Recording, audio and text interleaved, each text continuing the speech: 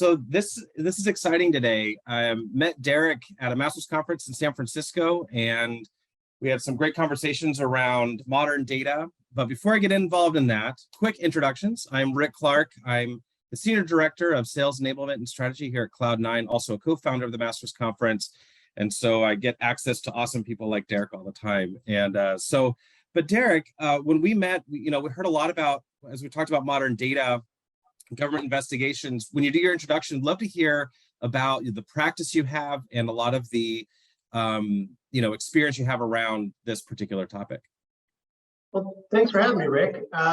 So I'm an associate in the investigations, white collar, and criminal defense practice of Paul Hastings in San Francisco. I represent companies ranging from startups to Fortune 50s in kind of internal investigations, government investigations, and related civil matters in a variety of areas, but primarily federal securities laws, Foreign Corrupt Practices Act, and the Bank Secrecy Act. What I've seen a lot over the last couple of years in doing internal investigations and working on a couple of monitorships for DOJ and the Securities and Exchange Commission is really how much the landscape has changed. It used to be, if you got email, if you pulled email, and maybe if you pulled someone's desktop files, you would have what you needed to understand the facts of the investigation, to understand the risk that your company faced, to understand how to defend a lawsuit. But that's really just not the case anymore. I mean, as we all know in our day-to-day lives, email is a small part of how we communicate personally, and it's the same thing professionally, especially in less regulated industries and in certain parts of the world like South America and parts of Asia. Business isn't conducted over email. Business is conducted over WeChat in China, over WhatsApp in South America, over text message, over Slack, over direct messaging on Twitter and other platforms. And it puts companies, their lawyers, at a significant disadvantage if you're only thinking about ESI as email. And so that's why, Rick, when you reached out to talk at the conference and to follow up that conversation today, I was really excited to continue to explore this area and learn about better ways that other folks have for building the mousetrap of, I'd say 21st century, but second, third decade of the 21st century data. Right. Yeah, absolutely. No, that's very helpful and great. So when you look at your cases, so generally you were just talking about Slack and it being amorphous, right? I see all the time, people might start a conversation, email, then they switch over to Slack or Teams, and then they might even pick up their phones and continue the conversation there over text message. I see that very often, but I'd like to hear from you, what specific data types are you seeing in your practice that, are becoming more popular than certainly just traditional email? Yeah, so Slack and GChat, I think were, a couple of years ago, that's sort of what everybody was doing. That's what the cool kids were doing. We're seeing a lot more now. Telegram is a big one. WeChat is huge. That's how business is done in China. WhatsApp, I would say those are probably the three biggest means of communication. The other really even more complex data set is, especially in the crypto space, when you're dealing with communities who are not all part of the same company, but might be part of the decentralized organization of a crypto project, communicating on Discord or other sorts of non-proprietary, one corporation communicating on Discord, which is very different in the sense that it's not one company's data, one set of employees. It's folks from all over the world communicating together, but potentially also responsive information. And then something you mentioned, Rick, that really, I would say if pulling email is ESI 101 and looking at these non-traditional data sources is 201, kind of the 301 level course would be, how do you find a way to follow the conversation across all of those forms of ESI? And that, I think, is the most important piece, because how you're, folks don't communicate starting and stopping in an email chain anymore. So if you want to follow what's happening, you have to follow it across different means of communication, different devices. And what I've seen from CloudNine, for example, you guys have a great way to do that. There's some other folks who do as well, but I think that's really key these days. Yeah, thank you. And that really brings me to the next point of, okay, so let's look at traditionally what is being done out there for review workflows, and what are some of the challenges that you're seeing with those types. One we hear often, and probably one you'll talk about, is creating documents out of this data, whether it's individual messages as documents or sometimes threads as documents. But what are you seeing out there, and what are some of the challenges you've been facing? Yeah, so the traditional data analysis and review platform, Relativity, who a lot of attorneys use, a lot of consultants use, I think most folks listening to this webinar would be familiar with that. Relativity has a lot of great qualities. I've yet to figure out and see anyone who's figured out a way to deal with different Telegram threads or different Slack threads in a way that is kind of coherent and easy to follow a communication across threads. Oftentimes you're looking at screenshots as you go, which is very inefficient from a review perspective, from a cost perspective. It makes it a lot harder to find quickly what you're looking for. So I think the current workflow is kind of an offshoot of what people would do with email, which is export. In the email world, it was PSTs, export the file, ingest it into Relativity, and look at one page at a time in Relativity for each custodian. And maybe you dedupe, maybe you don't dedupe, but with how folks communicate these days, that's just not a very efficient way to do it. And I think a lot of important information gets lost, and a lot of time and money is spent reviewing in a way that's pretty inefficient. Yeah, and you're probably not getting that cross, communication platform type analysis, right? So that example we keep talking about, switching from Slack to WhatsApp to something else, it's difficult to do that in that current workflow. Is that correct? It is. It really is difficult to follow a conversation because you're looking, generally speaking, by custodian, by document. And a document might be, at least a matter I'm currently working on, the way we've been able to ingest the Telegram messages is really looking at it page by page, screenshot by screenshot. Part of that challenge is often on the client side and how they can export. But part of that also is the platform itself, in terms of how you can review that in native or in some other sort of really intuitive way that allows you to quickly separate the wheat from the chaff. When it comes to email, the technology and the services have gotten really sophisticated about how you can find what you need quickly. And where this is moving is getting to that same point with these non-traditional means of communication. That's how you, in an internal investigation or government investigation, that's how you figure out the risk quickly and address it. In civil litigation, that's how you figure out your strong arguments, your weak arguments quickly and address it. You don't ever want to be surprised by something the other side shows you or a government regulator asks you about. And if you're talking, especially with some of these non-traditional ESI sources, the volume is gigantic. And so the time it would take, the money it would take to review that kind of in a linear fashion, just makes it impossible.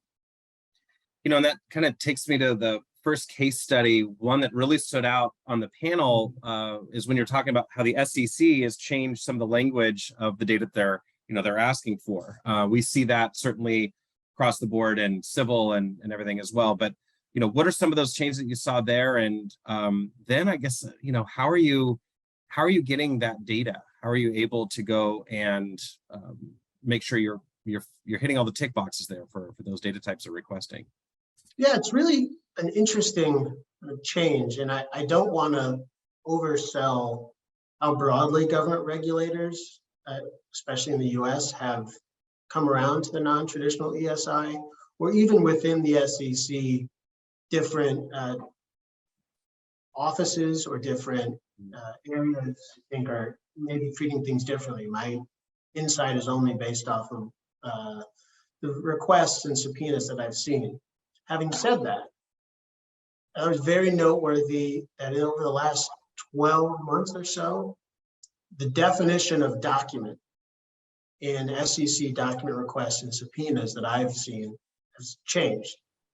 It used to be, and we're all familiar with this laundry list of things, letters, slips, records, telephone messages, magnetic backup logs. I don't even know what those are anymore. It used to be that very broad list, but that list notably did not include Slack, Telegram, Discord, WhatsApp, WeChat, any of those sorts of things. Now, the definition of document was broad enough that it, in theory, incorporated those.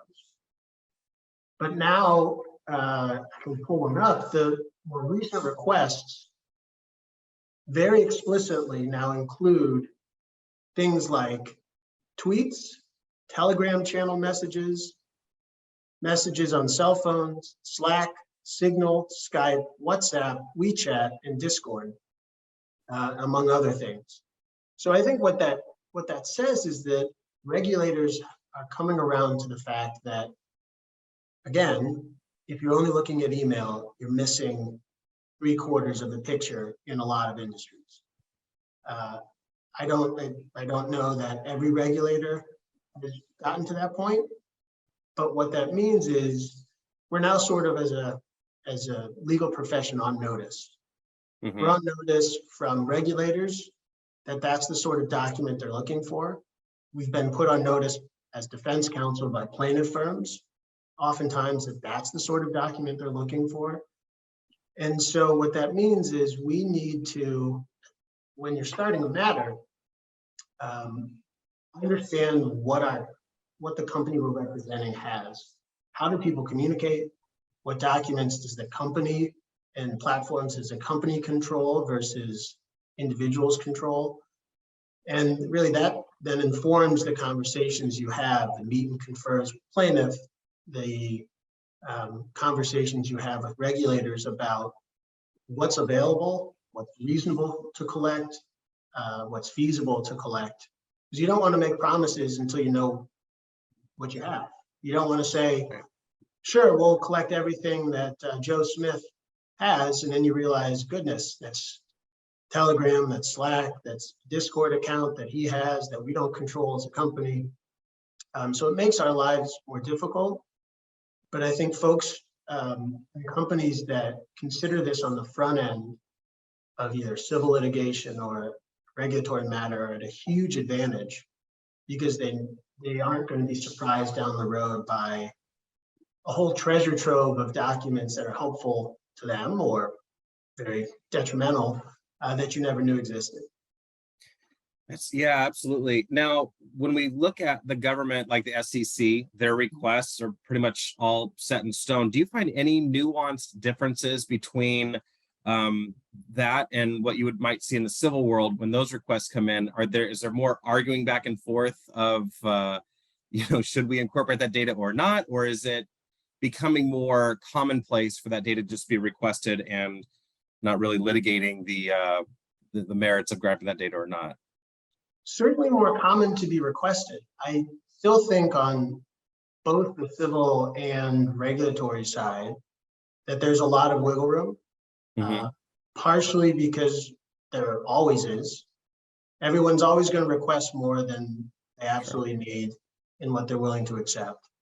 But I think another big part of it is that there's very differing levels of sophistication and familiarity with these platforms when you talk to different regulators or plaintiff counsel. And so it's very situation specific. And I think for the most part, we're not, at least in my practice, I'm not producing this laundry list of things as a matter of course.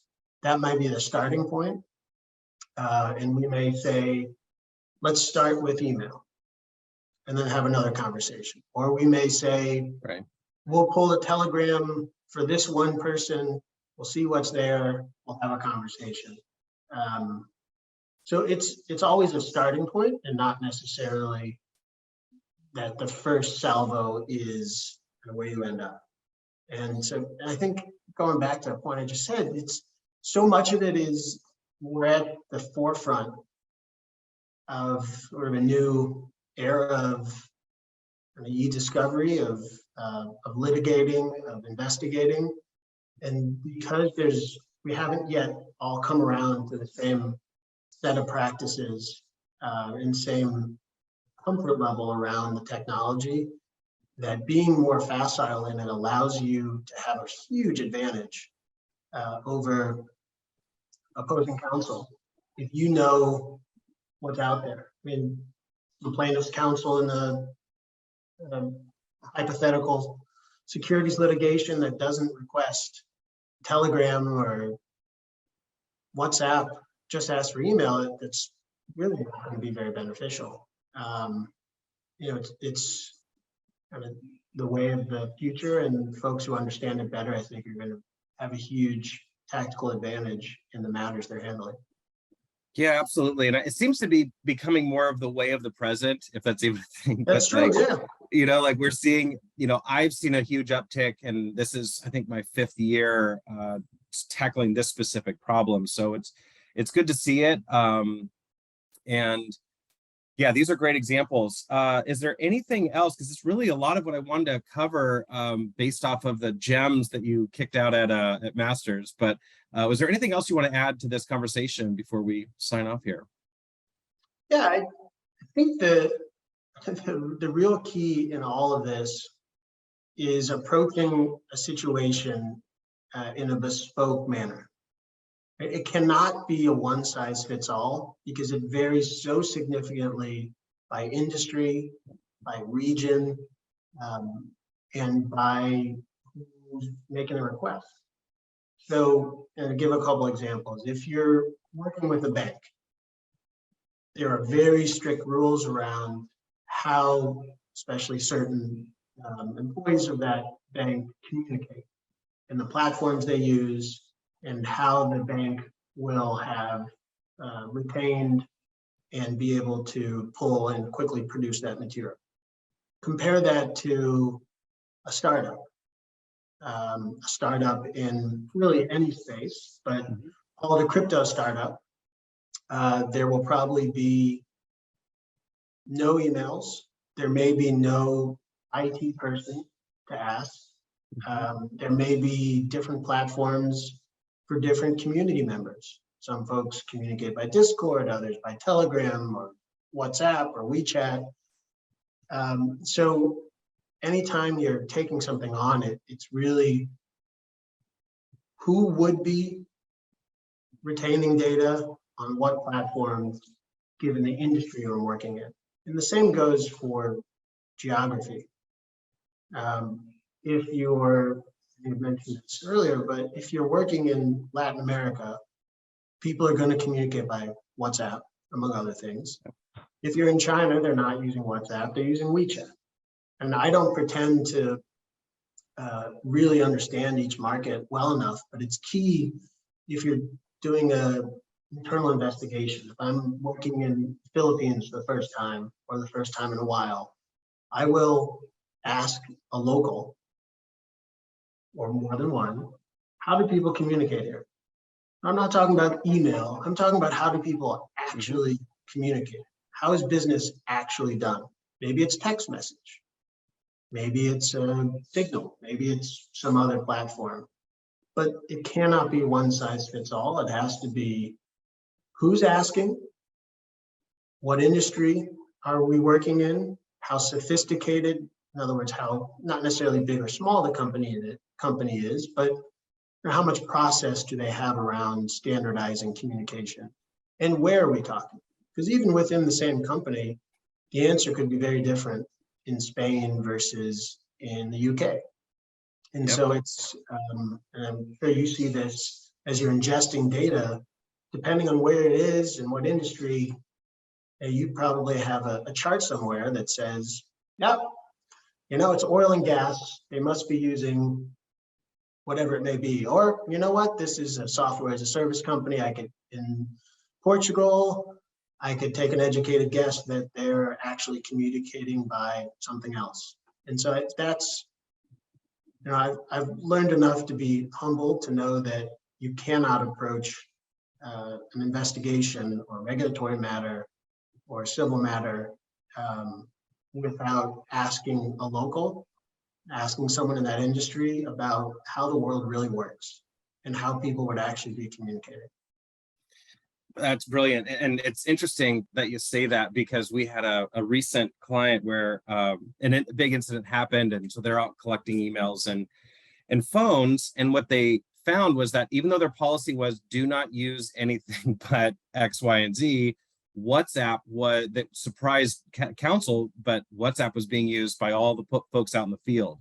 And so it just sometimes is a matter of, like you're saying, like interview, ask, learn, what they're communicating with. And yeah, well, and then the other piece that brings up is the privacy aspect, which I won't even touch on, but again, ask an expert. It's not something to take on because it did a matter recently, foreign matter, and the privacy rules, because this non-traditional ESI is oftentimes more commingled with your personal life.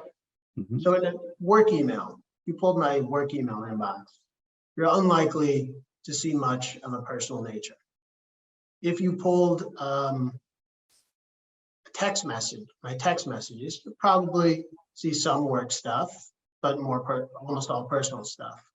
If you're pulling like a Telegram or WhatsApp account for somebody, like the example you gave, where folks were actually doing business by WhatsApp, you're probably seeing a commingled, right? It's personal, it's business.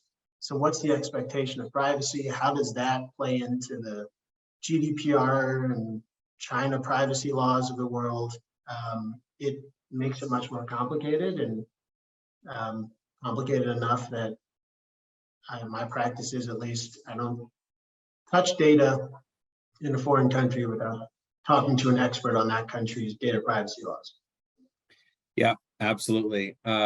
We could even have a whole session on just privacy. So especially with your experience, yeah. So maybe we do circle back on that. But for now, this is the time we have. And Derek, really, it's great working with you on the panel. Great having this conversation today, and looking forward to many more of these. So again, thank you. Well, thank you for having me, Rick. It's been a lot of fun, and great to see how you guys are building a better mousetrap and giving me and other folks I work with a lot of good ideas about ways to be more efficient with our time and our clients' resources. So thank you.